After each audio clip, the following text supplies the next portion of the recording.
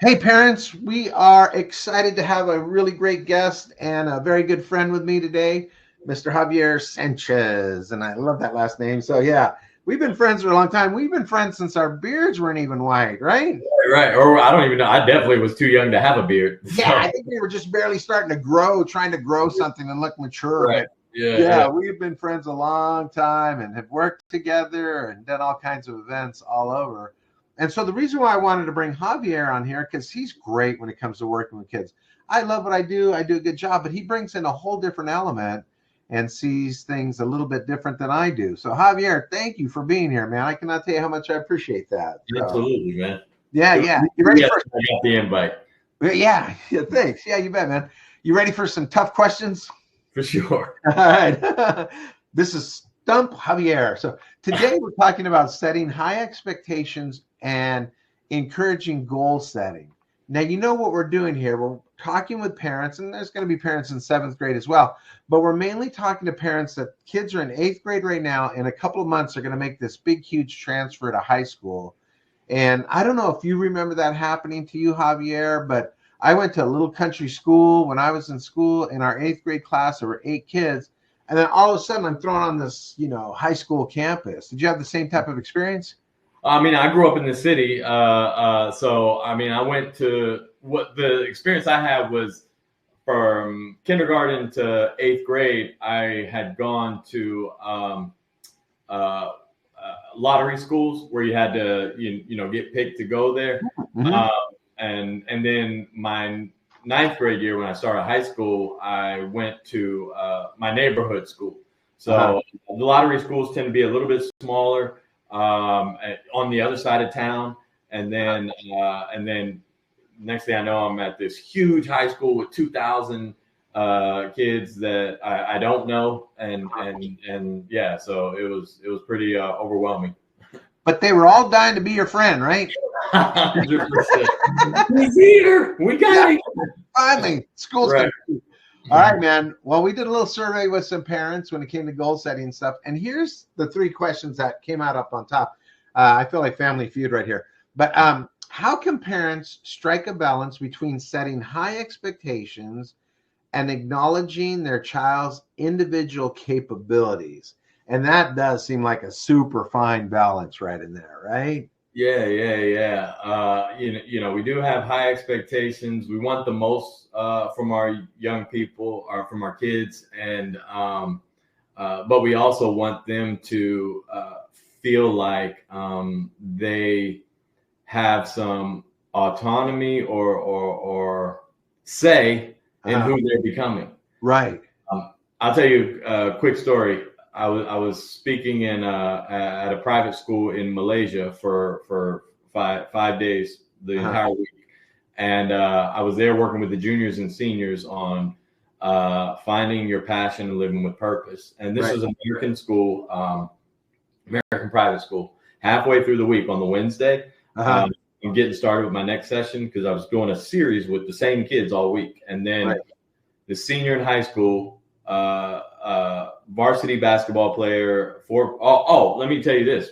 Before I went there, the principal shared with me, Javier, we had to get rid of class rankings for our seniors. Okay. He said, our highest ranking senior has a 4.7 GPA. Our lowest ranking senior has a 4.2. It makes no sense to rank these kids. He said, the level of stress and anxiety and depression that they're experiencing is off the charts, and some of them are negatively coping. So back to the story. Wednesday of the week, dude comes up to me shaking and in tears. Senior varsity basketball player, 4 point whatever GPA. He said, I was like, what's going on? He's like, you're talking about passion and purpose. He's like, I'm so afraid to tell my parents I don't want to go to Harvard to study law. I want to be an elementary school teacher. And I'm scared to death to tell them. Right. And like they had to do like an intervention, like, with his counselors and the principal, like, so he could sit down with his parents and confess or whatever, proclaim who he wanted to be. Right. So parents ask this question that are adults. We ask this question. I think it's not the best question to ask kids. What do you want to be when you grow up? The reason why I don't like that question, 2 reasons. Number one, really all we're asking is how you're going to make money. Yeah. Yep. And hopefully there's more to your identity than this. Yeah. And number 2, when you say, what do you want to be when you grow up? To me, that insinuates that you can't be or do anything significant with your life until you grow up. In order to be significant, you have to be a grown up. Yeah. Yeah. So how we rephrase it, how I rephrase it is, who and what are you becoming right now? Yeah. In terms of your attitude, your actions and behavior, and your aspirations. We definitely want kids to be aspirational, but having that conversation. Well, what would you like to be better at? What would you like to be doing new? What would you like to be doing different? Right now, not 5 years, 10 years, 1 year, right now. Yeah. Yeah.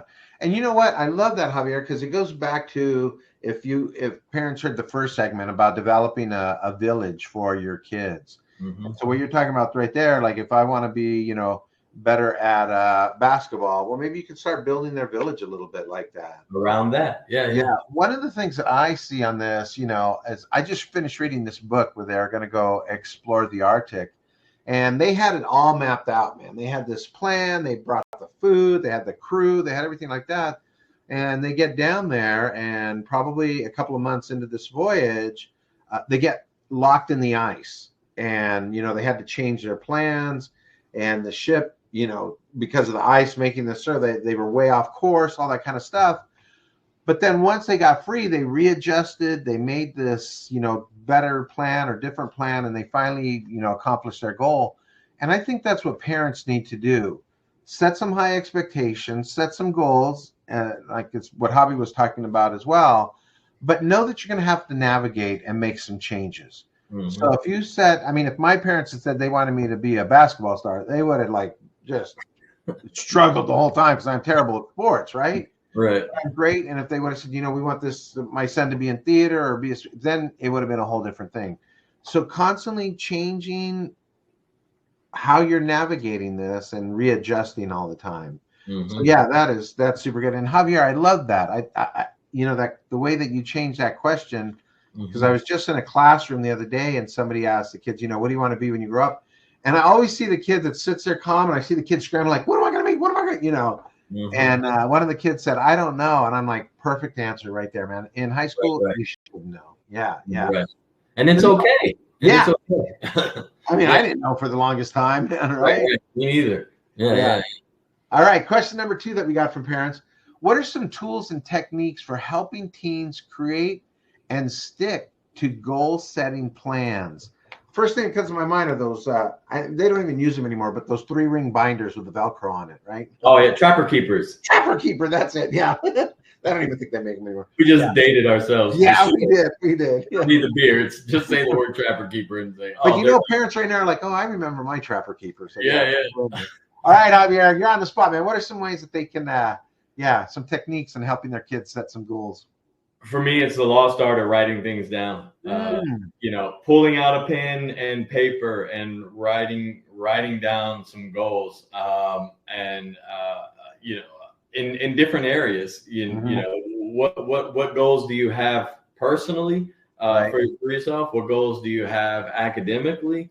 What goals do you have socially? Having the conversation and getting to write these things down, and then.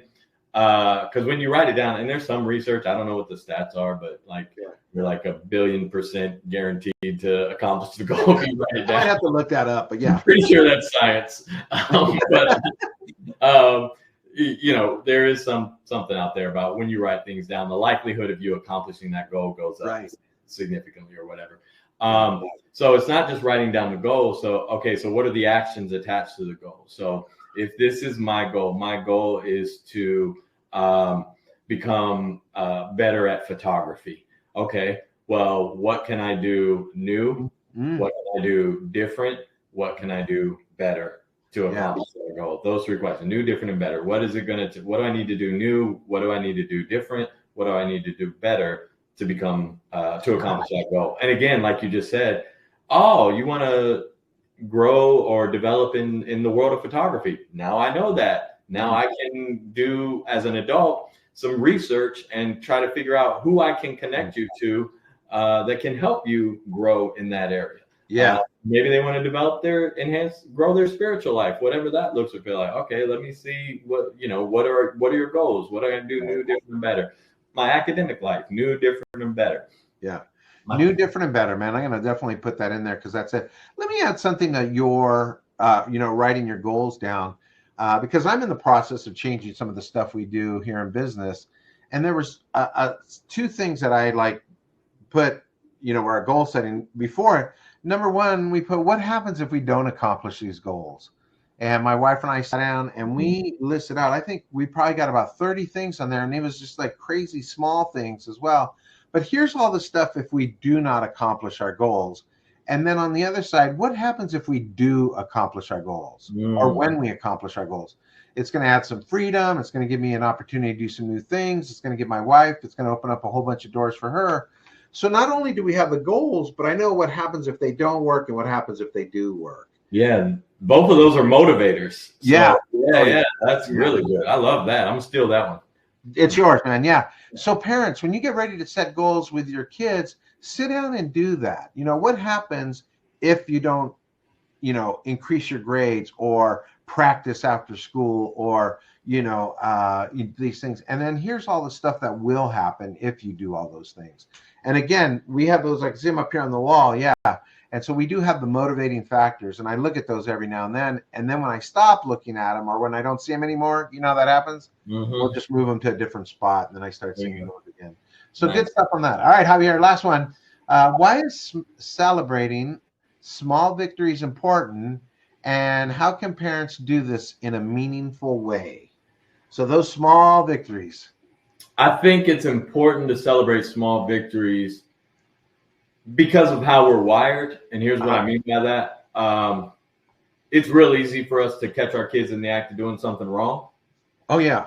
And if we're going to catch them in the act of doing something wrong, I feel like we should be as intentional or more intentional about catching them in the act of doing something right. You know what I'm saying? I noticed that. Hey, I noticed you tried harder. Hey, I noticed you took out the trash. It wasn't even your day to take out the trash. I noticed you made your bed this morning. I noticed I noticed it when you and your sister were playing and you were actually making her laugh. You know what I'm saying? Brothers and sisters aren't supposed to get along or whatever. I noticed them. Notice them, catch them in the act of doing something good. I love that. That is so good. So catch them in the act of doing something good. Love that. Here's one of the things that my wife and I have implemented, and I didn't realize how far away we moved from this, but we became empty nesters, some time back.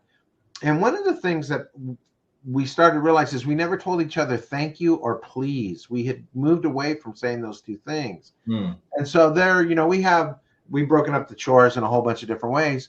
But even if it's her day to do the dishes, when she's done doing the dishes, I'm like, hey, thanks for doing the dishes. Going back to what you said as well. And she's like, oh, thanks for making the bed, or, thanks for doing laundry, or thanks for filling up the car with gas, or thanks for buying. And it just has really changed. And, there's times when I will forget to say thank you, or she'll forget to, and I can feel it a little bit, And so I know at the end of the day, she's like, hey, I just want to thank you for, all the things you did today. And it has really lighten the mood here at the house, and I can see that. Change the whole atmosphere. And I thought, man, I wish we had learned this a little bit sooner, because I would have loved to have done that with my kids. For sure. Our kids are still real active in our life. I'm real fortunate where our son lives in a foreign country, but when he's going home, we're getting up and he still calls me, and I still tell him, thank you for calling me. Thanks for making the time, even though he's on his walk home, and he doesn't have anything else to do. Or my daughter, man, thanks for, picking up groceries, or thanks for cooking dinner, or just something. So I want to add that to what you said, Javier, because it's so strong. I love that. And parents, I want to reinforce that. Look for your kids doing good stuff and just kind of give them that microburst of, dopamine in their head, right? Right. Because guarantee if they fall short of it, we'll notice that. If they don't take the trash out, or if they so if you're going to notice when they don't do it, you got to notice and appreciate, like you said, thank them when they do it. Yeah, I don't know if you fly Southwest Airlines or not, but at the end when they land and they're like, hey, we're here early today, tell all your friends, because if we were late, you would tell all your friends. And it just goes exactly with that right there, Javier. Yeah, for sure. Yeah. So parents, thank you so much. And then again, setting those high expectations, but knowing the individuality of your child. So you're going to have to make some maneuvers. You're going to have to make some changes, but you're always setting that down. One of the things Javier said for helping teens stick to goals is writing all of that stuff down, putting it on paper where you can go back and look at it. The factor that I added is the motivator. What happens if we do? What happens if we don't? And the last one, I love it. Catch your kids doing something good and use a lot of please and thank you. Mm-hmm. So parents, thank you so much. We got another segment coming up. If you're able to make this one, we're going to be talking about providing structure and support. So that'll be our next segment number 3 on that. Javier, anything you want to add? No, we're good, man. Just intentional parenting. Parenting doesn't happen by accident. It happens on purpose. And so we have to do it on purpose in order to get the results that we want. Love it. Perfect. All right. We'll see you later.